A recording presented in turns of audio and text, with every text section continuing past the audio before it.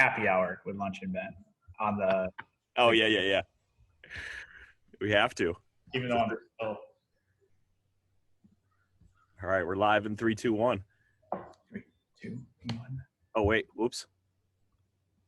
Oh, stop. I gotta do the stop. Oh no. I don't want to be live. In live video. I forgot to share the shoot. I forgot to share my delete video. That's a dope backdrop.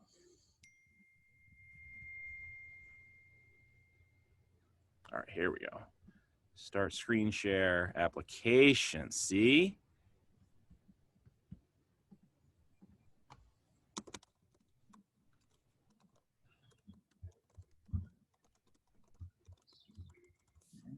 All right, now we're gonna go live.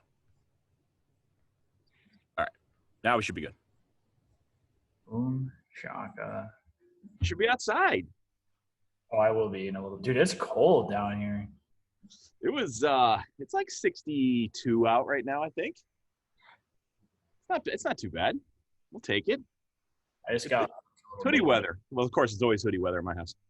That's how you Riley's roll. How we roll.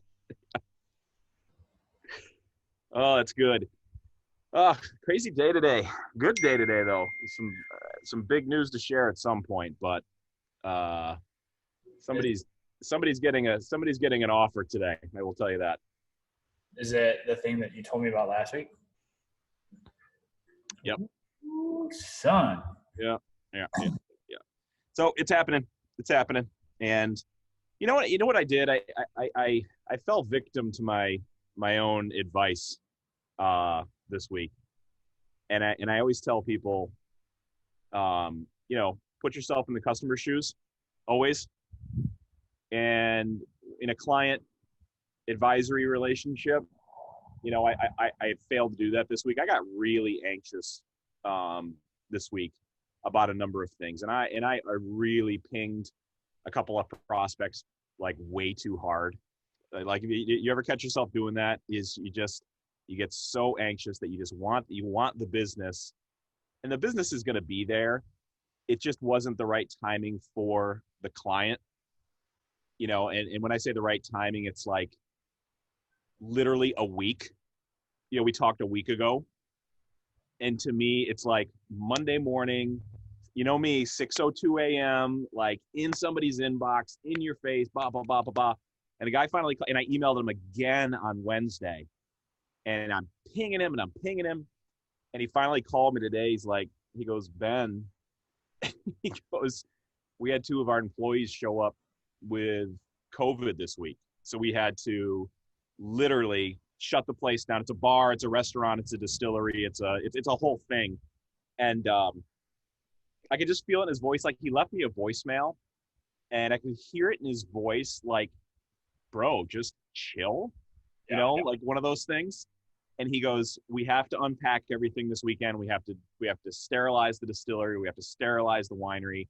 And I just felt bad listening to this. And I listened to this message like an hour ago. And I listened to the message. I was like, you got to dial it back sometimes. And it'll happen, just maybe not on your schedule. That's all.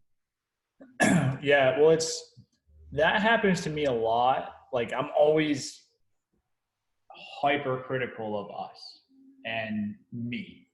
Right? Yeah. Especially the stuff that's solely my job. Like looking at like our biz dev stuff, like even like 2 weeks ago, and I'd gotten away from it. Like shame on me. Like with the COVID and stuff, like you don't have time to plan ahead and look at revenues and what it's going to take to hire more people and all that. It's a pandemic out there. You couldn't possibly find the 17 minutes that takes, but so kind of just going through and looking at that. And then you realize like you automatically kind of, at least I do. I don't want to like paint the same picture for everybody. Like I automatically plan for everything to be worst case scenario in my head. Yep. So then that way, anything above that is so. But if you do that for too long without actually looking at reality, you can kind of convince yourself that like, fuck, we're in trouble, And then like I like went through like a week and a half ago, and I just like looked at like company bank account and I looked at like our current roster. I looked at I have it all, like the spreadsheets are made. Yeah. I can look at recurring revenues and recurring expenses, and it's like, oh, okay, you know? And then when you realize that like you're doing, it's the same reason that my accountant makes me pay half of my taxes for next year every year I do this year, so that I don't freak out about it and I'm Yep. already working ahead. So it's the same thing with this. We're like, you get so used to like having to like, I gotta add 3 more clients or we're gonna like not be able to pay rent. But you realize you're in like the third wave through that. So it's just kind of like, oh, like, okay. And then that lets you kind of just like ease up on like the biz dev stuff where like if somebody wants to take a week, like, okay. You know, I've like, we talked a lot about it last week and last episode. I'm just in this like overwhelming area of just peace. And like, if you want in, great. If you don't, no problem. But then you're out. Yep. It's just, there's this serenity that comes with that. I think it's just a great piece of advice. And sometimes we're a victim of our own advice. It's just like, put yourself in this guy's shoes. Like, the general manager called me from this winery in Michigan and he goes, Ben, we had 2 employees show up with Corona this week. Like real world stuff. And I felt terrible. I still feel bad about it, but he's not going to, he calls it diligence. I call it just me being a pain in the ass. I mean, that's, let's call a spade. But, I'm like, it's so funny because I give that piece of advice no less than, I'm not kidding, 6, 7, 8 times a week. I give that piece of advice. And it's good advice across the board. It's just like always, it doesn't matter what you're doing. Just put yourself, have empathy, and I think that's really what it was for me is I lacked the empathy that the most important thing on that guy's desk was my contract. And it wasn't the case. It's not the case. Right. He had 2 employees walk in with COVID. He's literally moving tables and chairs out of his restaurant right now. I can only imagine how much revenue he's going to lose this weekend because he's shutting down the whole thing and doing a deep cleaning. It's like, real life happens, man. Just because it's important inside your 4 walls doesn't mean it's the most important thing in their 4 walls. 1,000,000%. You know what I think the other thing is too, that I catch myself with, is that you almost get to a point where the new things that you do and the new systems that you build, obviously if you do it right, they make everything run smoother. Yeah. They save time. They remove friction and stress from the process, which is great, but just inherently in the entrepreneurship world, that almost freaks you out when you're sitting there and you have 45 minutes in the middle of the day. It can kind of make you think like, fuck, what did I forget? What am I not doing? What am I supposed to be doing right now? Because you didn't have that 45. And it's just everything's going right. But just inside, it feels like I shouldn't have this free time. This isn't right. Something's going wrong. And then that, I think, is what leads to that level of like anxiety and like pushing too hard. Yep. I've caught myself doing that like the last 2 weeks. Like I'll be like sitting here and it'll be like this time, like 4:30, and like the stuff that you like have to get done is done. Yep. Obviously there's a never ending list of shit you can do after that, but it's just weird when that happens. And anytime I end up in that situation, that's usually why. It's if I have free time or hours that are unaccounted for, or if like somebody texts me like, hey, what does next Thursday look like for you? And there's nothing on the calendar next Thursday, it freaks me out. I lose my mind. And I'm looking like, did I forget a recruit? What did I do? Like, I don't know. And it's just this whole thing. And I'm like, and then you slow down and you're like, no, you don't have anything Thursday because Dave's crushing it and you gave him that kind. And like, so it's just a whole thing. And it's funny when you break it down how silly it sounds. Yep. But you go so fast with so many things during the day that you just sometimes don't realize, like, if you just slow down, that turn's going to be a lot easier to take. It's so funny. We talk about unplugging a lot and what to do. And so I literally downloaded PGA Tour 2K21 because it's just one of those games where you can't beat it. You can't, there's no solving it. There's no anything. You can get a round done in like 20 minutes. And for me, that's just going to be my, take my contacts out, put my glasses on, just unplug, get out of that flow. I'm going to start using that word a lot more, is just getting out of the flow. Whoa, this door's going to slam. Putting on a new storm door and it keeps slamming. But just have that ability to downshift and realize what you need to do to downshift. I think it's super important, and I've told this story on the show before about, how I had my crash 3 years ago. And now it's taken me 3 years just to kind of learn when I'm getting to that level. Like, I can feel my anxiety ramping up. I can feel my pain, my chest pain. I can feel all those things coming. Like, I have to watch my caffeine intake. Like, I got to watch, what I eat. I got to hydrate better. I have to do all those things. And if I don't, I can feel it building. It's almost like on a scale. And when it does happen, it's like, oh, wait a minute.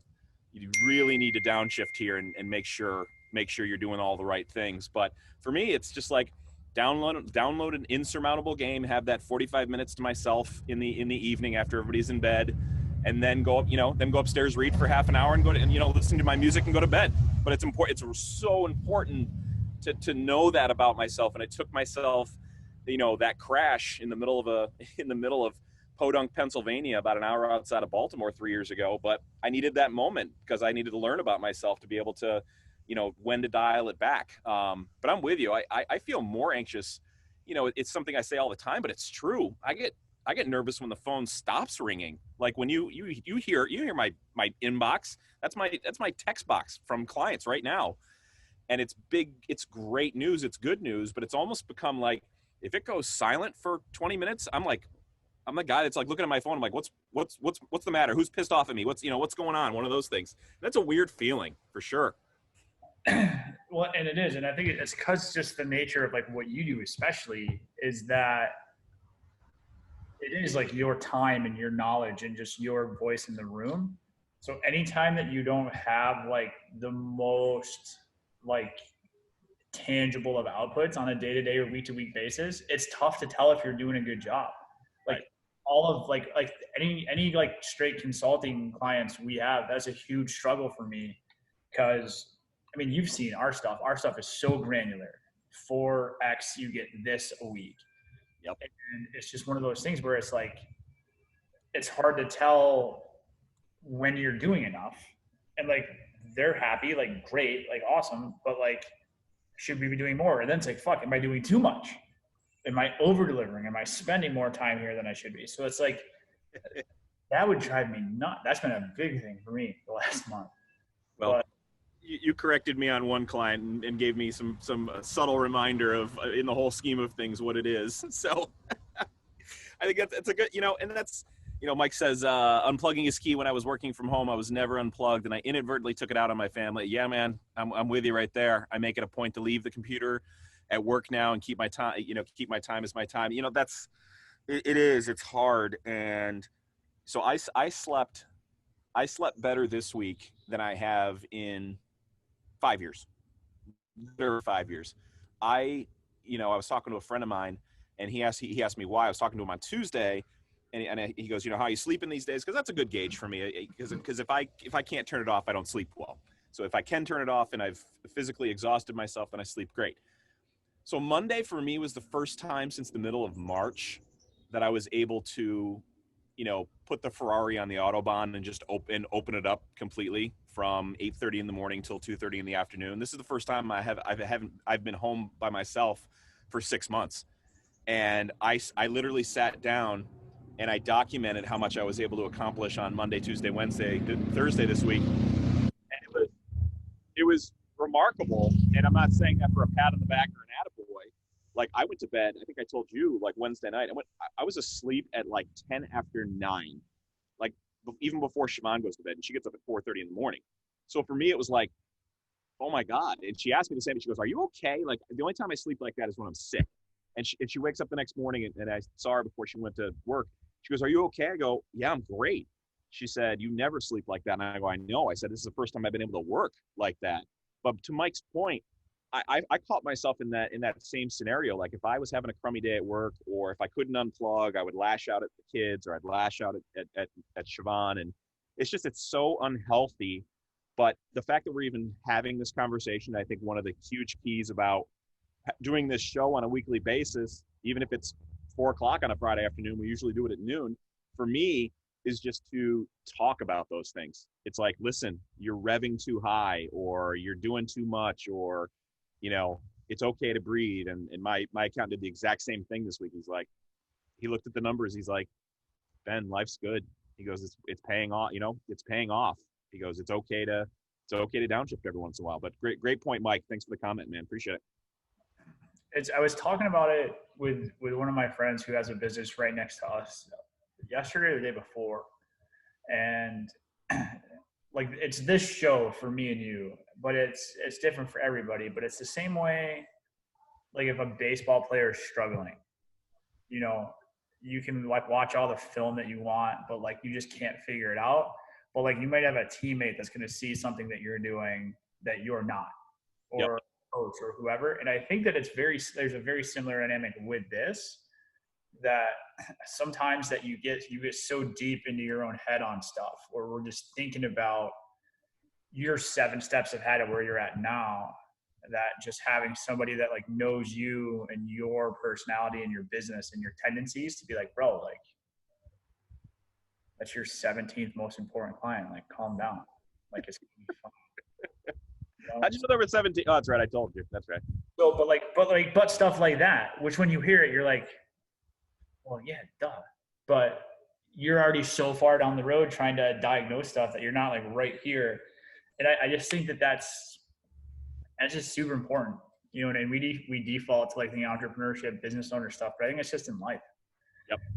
You know what I mean? Like, problems just beget more problems. And like, exactly like you said, like when you're stressed or have other things weighing on you, it's going to affect your attitude amongst other things, which if you have a shitty attitude and other things, it's going to create more problems. And it's just this vicious cycle where if you just fix this one thing, like right here, like, hey, this person's annoying the fuck out of you.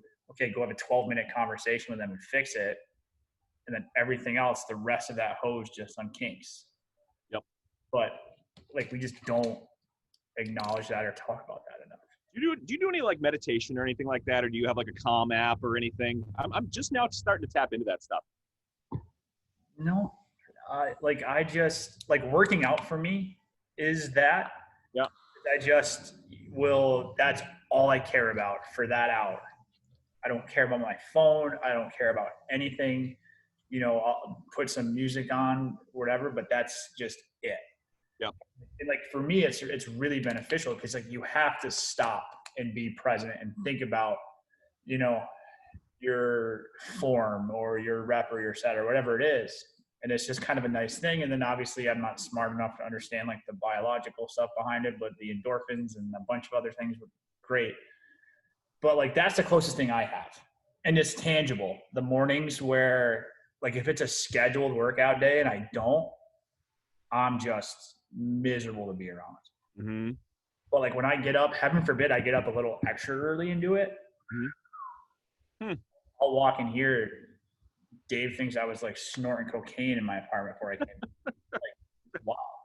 But it's that much of a tangible difference, and it sets the tone for the entire day. See, that's the way I am with, it's the weirdest thing. Ever since COVID happened, I found that extra gear at 6 a.m. I did not have that gear at 5:30 or 6 o'clock in the morning. And the only thing I really enjoyed getting up in the morning for, like if you're traveling, like cross country or getting up for an early flight or something like that, like totally geeked. I love to travel, love to fly. But yeah, because when the kids got up at like 7:30 during COVID, it was like, you know, we were just all kind of figuring it out. Like we had no idea what this was, what this thing was going to look like. I hate these group chats. Oh my God, take me out of this. You know, it's one of my bigger clients in that they're having a very exciting afternoon and they're having very big discussions, and I'll leave it at that. That's what's happening. I don't know how to mute that though. But how do I mute that? Don't they understand how important this show is? They have their own show. They think they like their own stuff. But no, I found that gear and I ended up getting up early, and I found that if I can knock out, 10, 12, 15 emails in the first hour of being awake for me, slam a cold brew, get rocking and rolling. It really just set my tone for the day. And I took your advice this week, and I did, instead of just doing my emails for the first hour, I I did biz dev for the first hour. And, I don't know if it's going to work for me long term. It definitely put a more positive outlook on the day for me. I was like, oh, because I got instant, excuse me, I got a couple of instant replies, and people are like, yeah, let's get on the phone. That sounds awesome. We could definitely use some help, looking at our business. So I think I think I might start doing like every other day kind of thing, like emails at 6 a.m. one day, biz dev at 6 a.m. the next day, and just kind of see how it rolls, see what works for me. Yeah, it's just wild. So much of it is it's just psychology. Yeah. And mindset has so much to do with the kind of day that you're going to have, and in turn, the kind of weeks and months that you're going to have, and ultimately the kind of success you're going to have. Yep. So that's just where like that, it helps me because it makes me stop and like have a routine, which is always good. And like anytime you're in client services, like you can try to have a schedule and a calendar, but if stuff happens, stuff happens. So that's always good for me. And like, plus like, I know that I'm doing good stuff and it's furthering the growth of this place.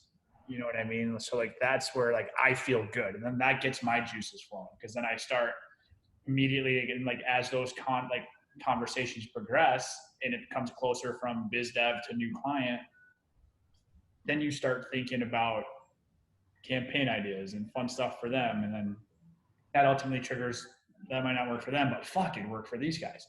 And then it's just a great way to start the day. And then it's like anytime you start rolling with that, and that's your first taste of the day, it just puts me in a super good spot. And it's like, so like you, if that was the only result of it, I think it'd be worth it for me. Yeah. But like you have that mental benefit for the whole day, but then also like, that's also how you're growing the company. Then like, fuck, like that's a no-brainer, So it's just, I don't know. It's something that works for me, like for now. Yep. It's interesting because it's a good way to look at it because, my client doesn't need to, they don't care if they see an email from me at 6:07 in the morning or 10:07 in the morning, They don't care as long as it's not a timely thing or something we got to get done immediately. But that's interesting. I might take that. I might start biz deving on. I mean, it was just LinkedIn was what I did. I went to LinkedIn. I was like, hey, here's what I'm up to. I'm doing some strategic, advisory stuff. My famous line: if you know anybody in your network that could use my services or want to talk to me, let's get on the phone. And I think I sent out 17 messages in an hour. I crafted them. I said, hey, how are you? It was good to see you at the Lemoyne event last summer, that kind of thing. And then I went in for the right hook. It's like, hey, do you have anybody you want to talk to? And two of the calls from my biz deving last week, or it's two of my messages from biz dev last week turned into phone calls this week, and they turned into real opportunities. And I may go 2 for 2 on new clients. So it took 1 hour, 17 DMs on LinkedIn, personalized DMs, 2 calls, 2 opportunities, 2 contracts. It's like this stuff, it's like one of the groups that we work with. It's not like you're going to get less business by biz deving. It can only go one way. You're only going to get more stuff. But I think people don't do it because they don't want to get rejected or they don't feel comfortable DMing somebody on LinkedIn or Instagram or even hit up somebody on Twitter. You don't know how people want to communicate, and it just works. Well, and it's 2 things, right? Like obviously, like especially when you're talking about the biz dev and like sales world, like rejection's not as bad as it seems. And like it's not even a rejection, it's just nothing. Very few people are going to message you back and say, nope, not interested, leave me the fuck alone. Right. You do that, but like if you just don't hear back, like that's the worst thing that's going to happen to you. Like come on, right? And then I think the other thing is that like for me, where the big thing comes from, like anytime I feel like I wasted time, I just get super mad at myself. Yep. And I was looking at it and like, what are you really accomplishing the first half hour you're in the office every day? You know what I mean? Like if you're really honest with yourself, the first half an hour you come in, you shoot the shit with somebody next to you. Talk to Dave about the Niners game. 100% check, like look at like what's going on with the Mets. Did the sale go through? Do I have a new owner? Which I do. Thank you, Steve Cohen. See you soon. Nice. which is like great, but like you only get so many hours a day. You're gonna waste half of one on that? Like, no, that's stupid. Yeah. So, like, that's the other thing we talk about. Is like, what are you losing? You know what I mean? Like, you're cutting out 45 minutes of ESPN.com and mindlessly scrolling through these platforms with no intent behind it. Yep. Whereas it's like I'm still doing my same scrolling, but stopping and saying like, "What's up?" Our buddy Nick from Toss and Fire Pizza is opening his second location. So like I shot him a message like, "Hey, congrats, bro!" And he just bought a house too. Nick, what up? Just wrecking life right now. Yeah, exactly. Just little stuff like that, And like, is that going to lead to something? Who knows? But like, I know the possibility if we don't do that. Yep. Spoiler, 0. Yep. So it's just one of those things where you're just like, I like went through my phone and just deleted 4 apps I didn't need. Because it's just like, even if it, like stuff adds up, and if you can cut out 3 things that are 20 minutes each that you were wasting time on, like you just found an hour during your day, not taking away from beers with the boys or going out to dinner or doing anything like that, that could like have real tangible impact in what we're doing. Yep. Which is great for us. And then we get to like take that and then spin it for clients. Hey, here's what we're doing. Here's how we're growing our B2B business. Yep. Do the same thing for you. And away we go. So it's just, I don't know. It's so basic and it's so easy, but you almost get mad at yourself for not doing it sooner. Well, because it's hard. Because starting's the hardest thing. Starting something is the hardest thing. How many times did you and I say, we're going to do a show? We're going to do a show. We're going to do a show. Hey, we should do a show. Why don't we put our money where our mouth is and do a show? And I finally texted my buddy Josh, who's going to help us put this on a podcast. And he was busting my chops back in the winter. He's like, dude, you can't launch a show or a podcast if you have 3 episodes. It's not going to do anything. He goes, come back to me when you have, I'm paraphrasing. He goes, come back to me when you have a real show. So when I texted him last week, when you and I were like, yeah, let's give this thing an actual go. Let's see what it does on iTunes. Let's potentially make some money on this thing. And he goes, how many episodes? I go, 25, bro. He's like, damn. I go, we've been at it since the 3rd week of January or the 4th week of January. We've missed, maybe 2 weeks, but the starting's the hardest part. And now if you and I go a Friday without turning on these stupid cameras, I feel guilty, like those 2 weeks during the summertime, when we didn't do something, because it became part of the routine. It became part of what we do on a weekly basis. And I think for me, that's the hardest thing to convey to people is, no matter what it is that you're doing, just like you said, get rid of those time sucks. I don't have Facebook open on my laptop until, 7:30 in the evening sometimes, because I know that I'm going to want to get sucked into Facebook and be like, hey, what's Adam doing? I wonder what he did this weekend. What's Siobhan up to? All this stuff. Because people do, you get sucked into it. It's so much easier to scroll than it is to contribute. So I think that's the hard part. But this is going to be a short show. Thank you, everybody. We might have to start doing these in the afternoon. We got good viewership today, man. This is live viewership. If you're listening to this, we're going to be able to say this soon. If you're listening to this on iTunes or SoundCloud or YouTube, it's going to be, I'm going to have to do like live reads and stuff. We're going to have to change the format. This is amazing. Door again. Episode 26, where my door comes off the hinge because the guy's coming back in 10 minutes to fix it. So I think that's it, man. Give your boy some credits here. What's that? I'm pretty sure this is 27. Come on, 27? Yeah. Look at us go. We're gonna have like a huge party. If parties are ever a thing again, we're gonna have to have a huge party at like 100 or something. Maybe we'll do the show on site somewhere. That'll be fun. Here, Casanova is nice this time of year. And we have a new brewery that's open here too. A new old brewery. A new name on an older brewery here in town. That embarrassingly I haven't been to yet. I have not been to Myers Creek yet. You turned 40. We're not. That's right. You were here for the 40th. Yeah, we're not ones that are real comfortable sitting in restaurants just yet. So we sit outside. We sit outside at the Braylock a couple times, but we get a lot of takeout to support our friends. But yeah, we'll have to get up here and do a in-person show at some point. All I know is I saw they brought back Empire Deep Purple, and that was like my favorite beer for a multitude of reasons. So I'm 1,000,000% in. It's good, but it's also dangerous. Oh yeah. All right. You have a good weekend, sir. Everybody that was watching on Facebook, thank you. If you are listening to this in podcast form while you're walking the dog, thank you for that. My house is about to get crazy with everybody getting home. So thanks for watching. Peace out.